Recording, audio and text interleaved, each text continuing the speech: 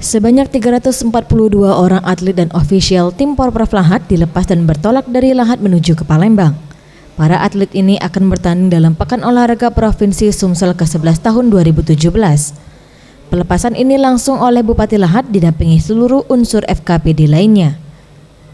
Tim Porprov Lahat akan bertanding di 23 cabur yang akan dipertandingkan, dengan cabur unggulan sebanyak 4 cabur, diantaranya tenis lapangan, renang, kempo, dan tinju. Bupati Lahat Aswari Rifai mengatakan, tahun ini Kabupaten Lahat dipercaya menjadi penyelenggara 2 cabur, yaitu road race dan tinju, yang nantinya 2 cabur ini akan diselenggarakan di Kabupaten Lahat. 2 tahun yang lalu kita Porprov ke-10, kita 4 besar, dan mudah-mudahan Porprov ini lebih baik dari Porprov yang kemarin. Road race, ya, bermotor dan tinju di Kabupaten Lahat, dan insya Allah kami akan melaksanakan dengan sebaik-baiknya.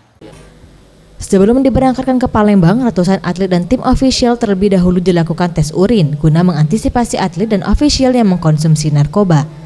Zulfikri, Sriwijaya TV.